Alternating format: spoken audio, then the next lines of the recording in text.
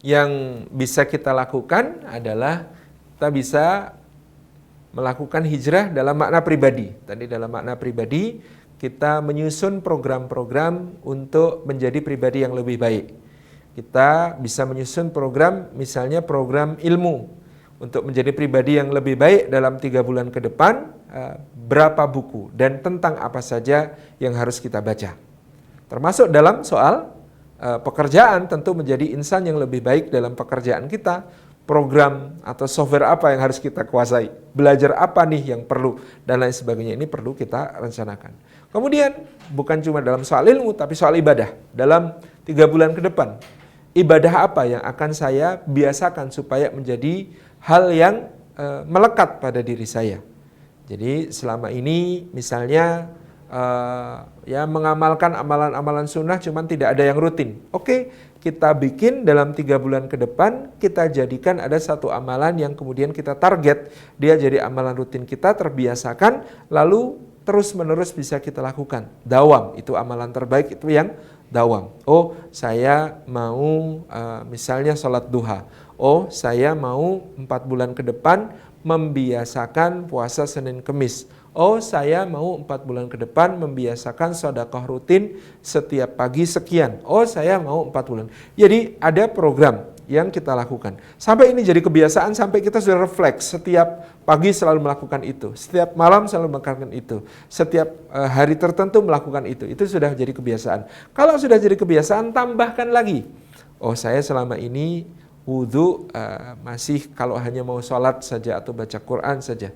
Mulai bulan depan, 4 bulan penuh saya akan berusaha menjadi orang yang jaga wudhu. Full seharian, tidak boleh wudhunya batal. Bukan tidak boleh batal dalam arti enggak batal, tapi kalau batal berwudhu lagi. Kalau batal berwudhu lagi. Saya akan menjaga kebaikan dengan cara itu. Karena orang kalau menjaga wudhu, insya Allah tidak tergoda untuk hal-hal yang keji dan mungkar.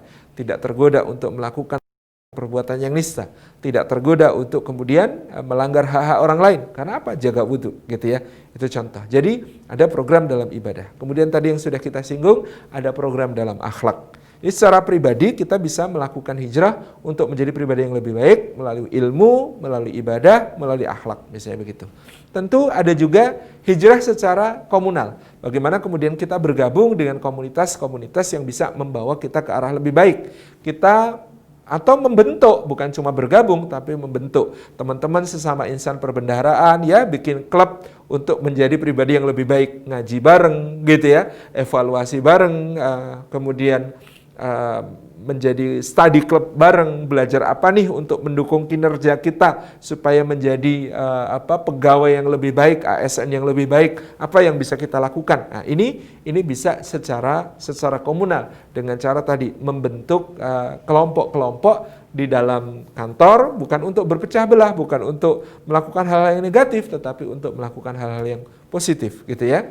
Nah, kemudian kalau secara institusional, tentu hijrah itu bisa dimulai dari yang memiliki wewenang, apa yang bisa dia lakukan untuk meminimalisasi pelanggaran, meminimalisasi korupsi, meminimalisasi adanya hal-hal yang masih menyimpang di dalam pelaksanaan kebijakan-kebijakan di institusi kita.